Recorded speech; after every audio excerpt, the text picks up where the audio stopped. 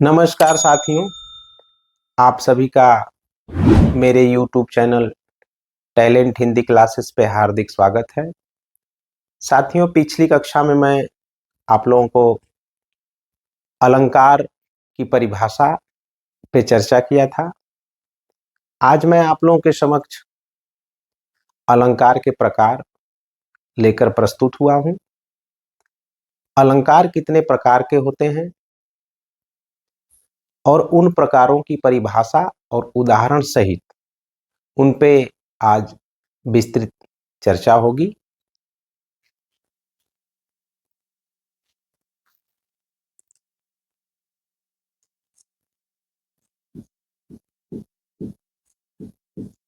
अलंकार के प्रकार।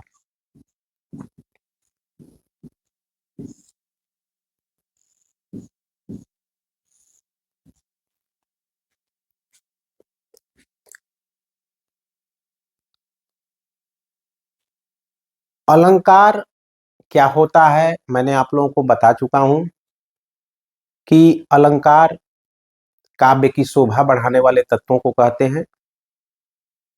अलंकार से कविता में चमत्कार उत्पन्न होता है, उसके अर्थ में सौंदर्य वृद्धि होती है।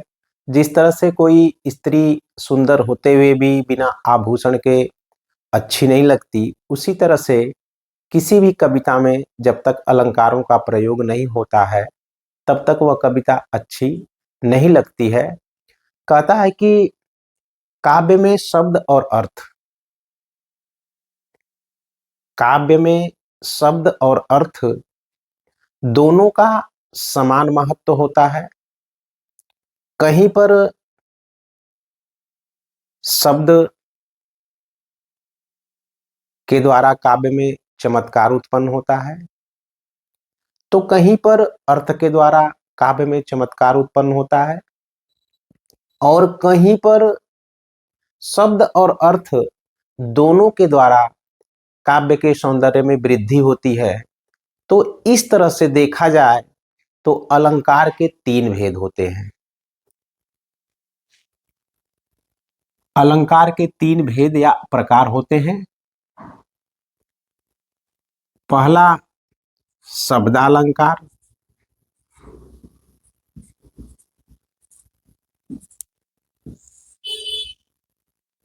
दूसरा अर्थालंकार,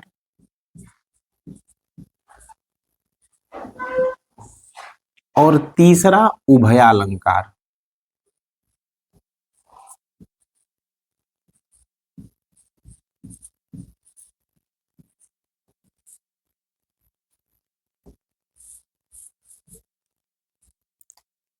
अलंकार के प्रकार, अलंकार तीन प्रकार के होते हैं।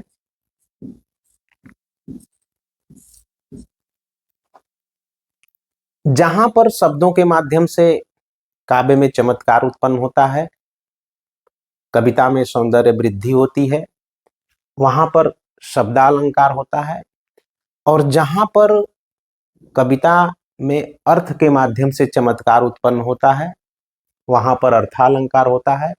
और जहां पर शब्द और अर्थ दोनों के द्वारा चमत्कार उत्पन्न होता है, वहां पर उभय अलंकार होता है। इस तरह से अलंकार के तीन भेद हुए। कौन कौन से? शब्दालंकार, अर्थालंकार और उभयालंकार। और कौन सा? उभयालंकार। इस तरह से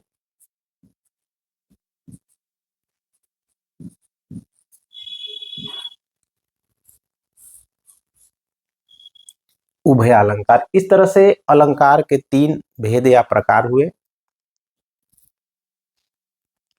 शब्दालंकार में जहां पर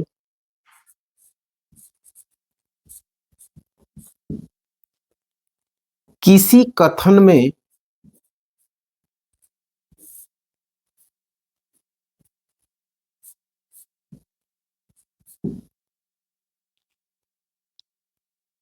शब्दों के माध्यम से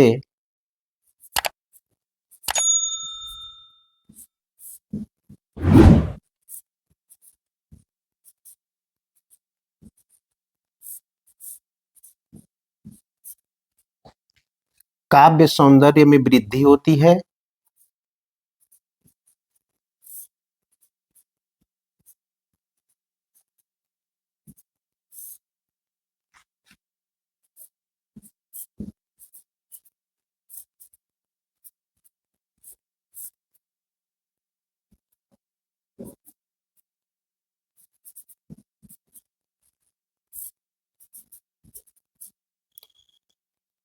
वहां शब्दालंकार होता है। वहां शब्दालंकार होता है।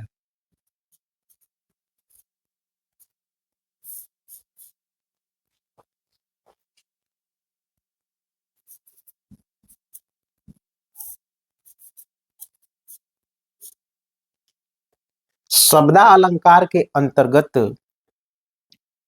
अनुप्रास,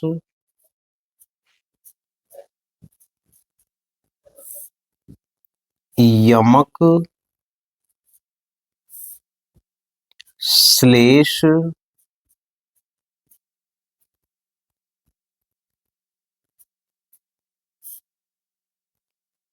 वक्रोक्ति,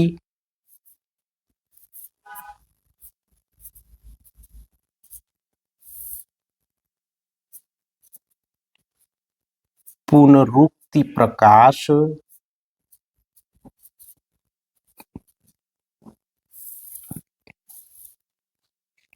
पुनरुक्तिवदाभास,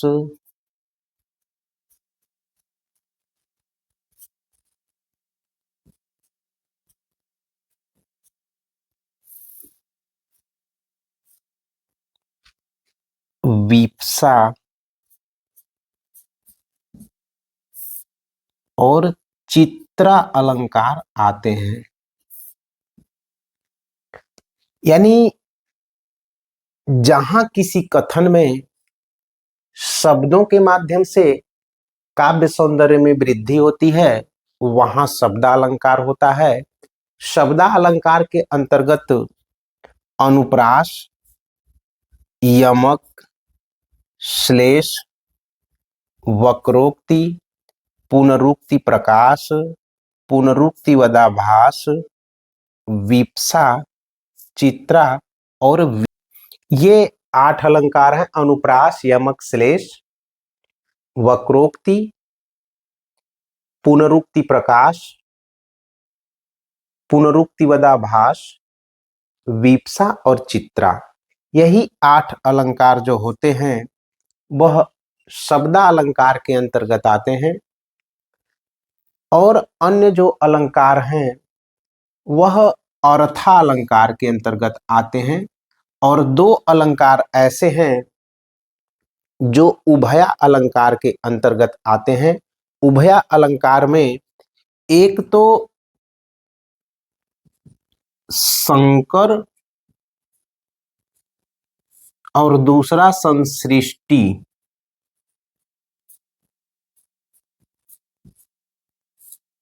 ये 2 अलंकार उभया अलंकार के अंतर्गत आते हैं। उभया अलंकार जहां शब्द और अर्थ दोनों के द्वारा काव्य में चमत्कार उत्पन्न किया जाता है वहां उभया अलंकार होता है। और जहां पर केवल अर्थ के माध्यम से कविता में या काव्य में चमत्कार उत्पन्न किया जाता है वहां पर अर्थालंकार होता है। तो इस तरह से शब्द के माध्यम से जहां पर काव्य में चमत्कार उत्पन्न किया जाता है वहां शब्दालंकार, शब्दालंकार के अंतर्गत अनुप्रास, यमक, श्लेष, वक्रोक्ति, पुनरुक्ति प्रकाश, पुनरुक्तिवदाभास, विप्सा और चित्रालंकार आते हैं। उसके बाद कहता है कि जहां किसी कथन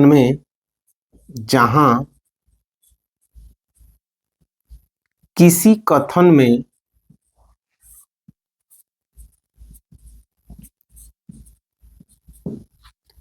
अर्थ के माध्यम से या अर्थ के द्वारा कविता में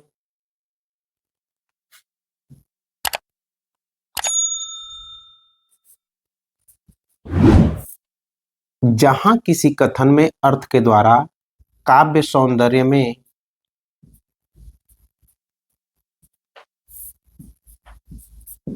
वृद्धि होती है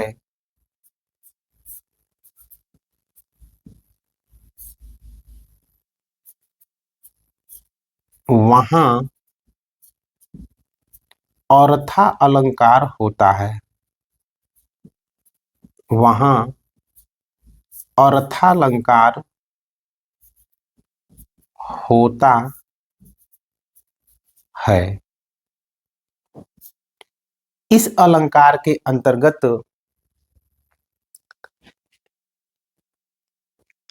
प्रवृत्ति के आधार पर प्रवृत्ति के आधार पर अर्था अलंकार का विभाजन अर्थालंकार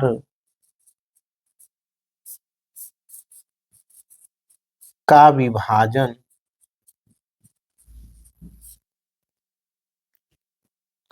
निम्न वर्गों में या निम्न श्रेणियों में किया जाता है।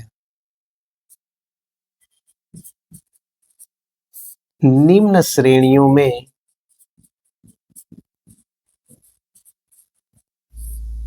किया जाता है।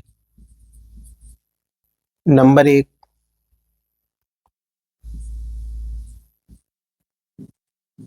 साम्य मूलक। नंबर 2, विरोध मूलक।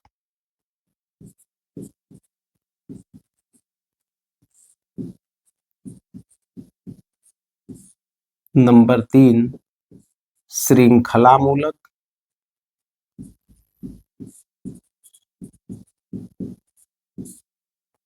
और नंबर 4, गुण मूलक। और नंबर 5, अतिशयोक्ति मूलक।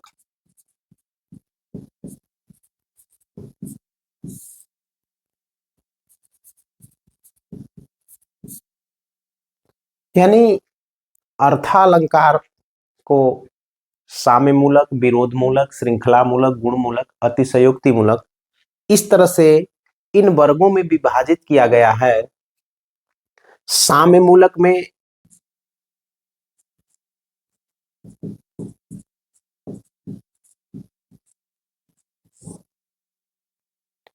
साम्य मूलक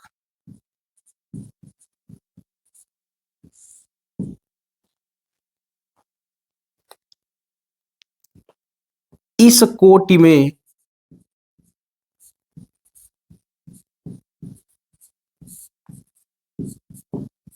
वे अलंकार आते हैं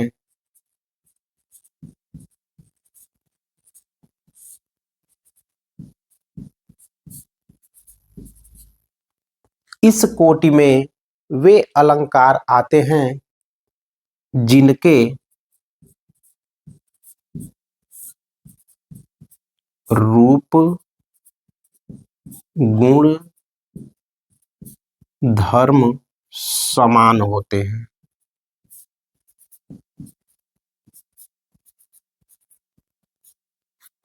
इसमें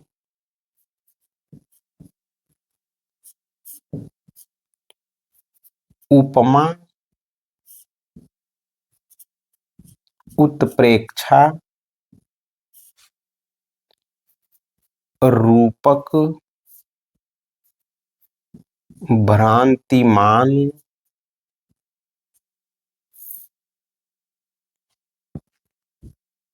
संदेह,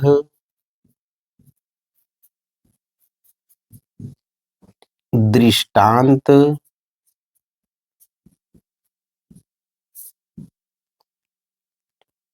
उल्लेख, निदर्शना,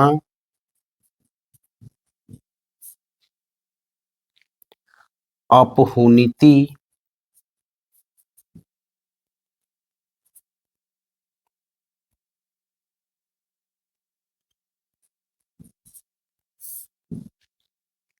प्रतीप, अन्योक्ति,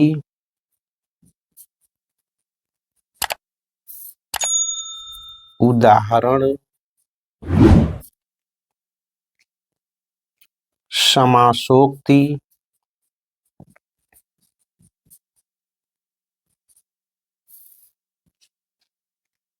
व्यतिरेक इत्यादि अलंकार आते हैं। यानी अर्थालंकार के अंतर्गत साम्य मूलक अलंकारों में उपमा अलंकार, उत्प्रेक्षा अलंकार, रूपक अलंकार, भ्रांतिमान, संदेह, दृष्टांत, उल्लेख, निदर्शना, अपहुनति, प्रतीप, अन्योक्ति, उदाहरण, समासोक्ति, व्यतिरेक इत्यादि अलंकार अपने गुण धर्म के कारण साम्य मूलक अलंकारों के अंतर्गत आते हैं। उसके बाद दूसरी कोटि आती है इनकी विरोध मूलक।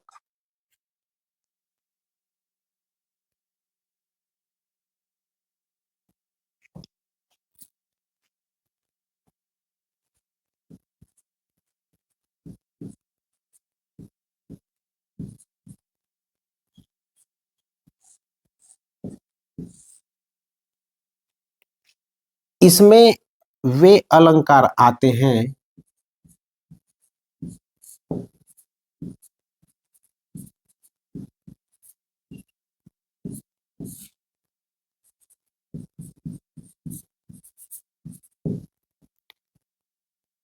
जो अपने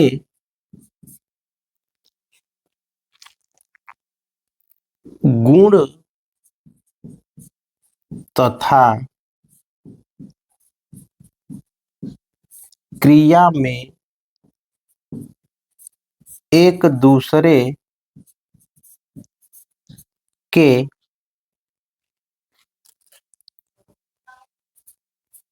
विरोधी होते हैं।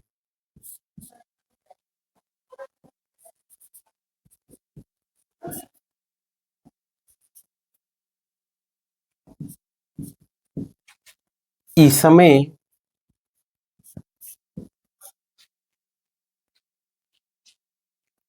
विरोधाभास,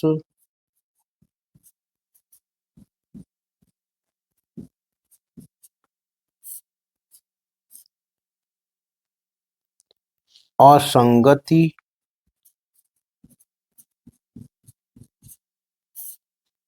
विभावना,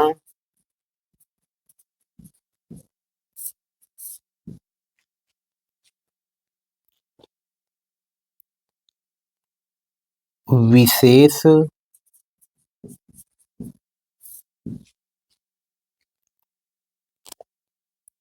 व्याघात,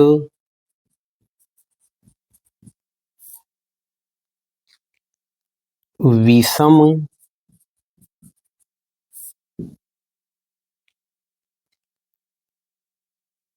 विचित्र इत्यादि अलंकार आते हैं। यानी ये अलंकार अपने गुण और क्रिया के आधार पर एक दूसरे से विरोध जताते हैं, इसलिए ये विरोध मूलक अलंकार कहलाते हैं। उसके बाद आता है श्रृंखला मूलक अलंकार। नंबर 3, श्रृंखला मूलक अलंकार। श्रृंखला मूलक अलंकार इसमें लोक व्यवहार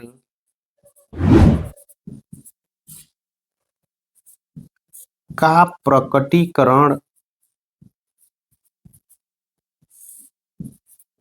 होता है। इसमें लोक व्यवहार का प्रकटीकरण होता है। इसमें कारणमाला,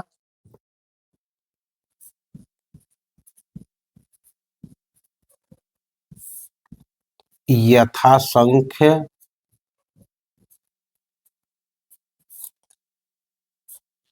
कारणमाला, यथासंख्य, मीलित,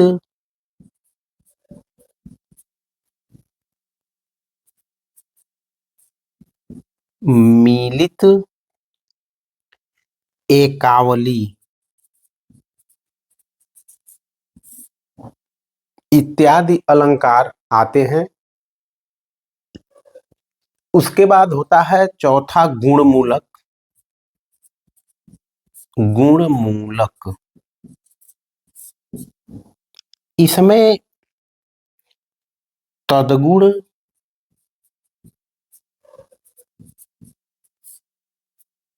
अतदगुण,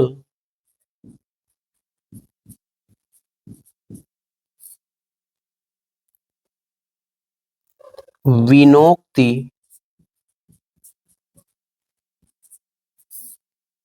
अलंकार आते हैं। पांचवा है अतिशयोक्ति परक। इसमें अतिशयोक्ति,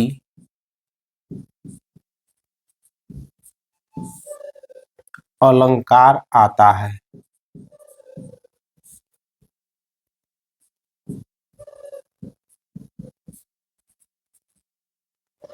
इस तरह से अर्थालंकार के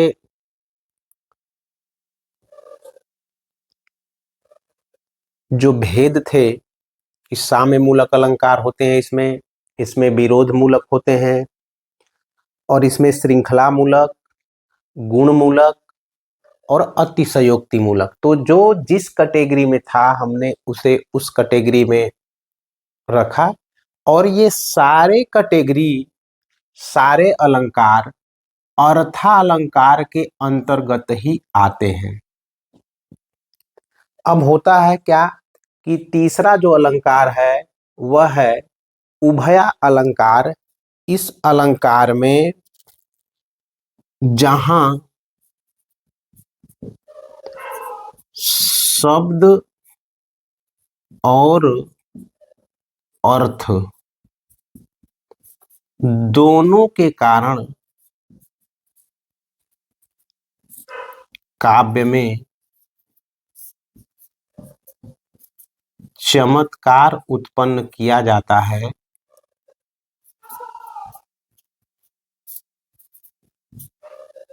वहां उभया अलंकार होता है।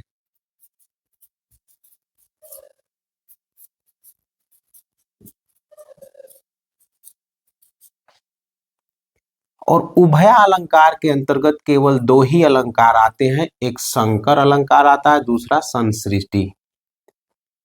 एक संकर अलंकार और दूसरा संसृष्टि। इस तरह से अलंकार तीन प्रकार का होता है, एक शब्दालंकार, दूसरा अर्थालंकार और तीसरा उभया अलंकार। शब्दा अलंकार के अंतर्गत अनुप्रास, यमक, श्लेष, वक्रोक्ति, पुनरुक्ति प्रकाश, पुनरुक्ति वदाभास, विप्सा और चित्रा, ये 8 अलंकार आते हैं।